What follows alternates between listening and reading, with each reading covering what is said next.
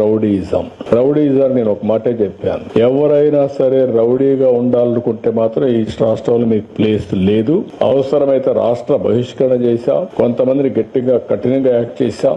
దాంతో రౌడీలు అనే వాళ్ళు కూడా ఎక్కడా లేకుండా పోయే పరిస్థితులు. ఒకప్పుడైతే గల్లీకి ఒక రౌడీ, వీధికి ఒక రౌడీ కూడా తయారై పెద్ద ఎత్తున సెటిల్మెంట్ వీళ్లే, భూ కబ్జాలు వీళ్లే, ఊర్లో పెత్తనం వీళ్లే, వీళ్ళ ఇష్ట ప్రకారం చేస్తే అవన్నీ కంట్రోల్ చేశాం. కానీ 1924 లా అండ్ ఆర్డర్ విచ్చలవిడిగా భ్రష్టు పట్టించారు. ఇంకొక పక్కన అనేక సమస్యలు వచ్చాయి. తిరుమల తిరుపతి దేవస్థానం అపవిత్రం చేసే పరిస్థితికి వచ్చారు. భక్తుల మనోభావాలు దెబ్బతినే పరిస్థితికి వచ్చాయి. ఇంకొక పక్క ఒకప్పుడు తిరుపతిలో నేను చూశాను. నేను ఒకప్పుడే తిరుపతిలో కూడా లా అండ్ ఆర్డర్ లేకపోతే పోరాడాం. చిత్తూరు జిల్లాలో లా అండ్ ఆర్డర్ లేకపోతే గట్టిగా ఫైట్ చేసి మళ్ళా లా అండ్ ఆర్డర్ రెస్టోర్ చేసే పరిస్థితికి వచ్చాం. ఎప్పుడు కూడా నేను అధికారంలో ఉన్నా, అపోజిషన్ లో ఉన్నా లా అండ్ ఆర్డర్ చేతికి తీసుకోవడం కానీ యాంటీ సోషల్ ఎలిమెంట్స్ ని ప్రోత్సహించడం ఎప్పుడు జరగలేదు. నేను ఎప్పుడో ఒక మాట చెప్పేవాడిని, ఎవడైనా సరే హత్యలు చేసేవాళ్లు తప్పకుండా వీళ్ళు కూడా పోస్ట్ మార్టం తప్ప వేరే ఉండదు. ఆ విషయం వీళ్ళు గుర్తుపెట్టుకోవాలని. ఎందుకంటే నేను లా అండ్ ఆర్డర్ మీద ఒక ప్రశాంతంగా ఉండాలి,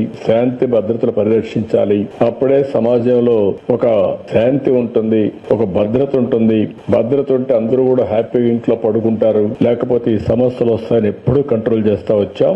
దానివల్ల చాలా వరకు కంట్రోల్ అయింది.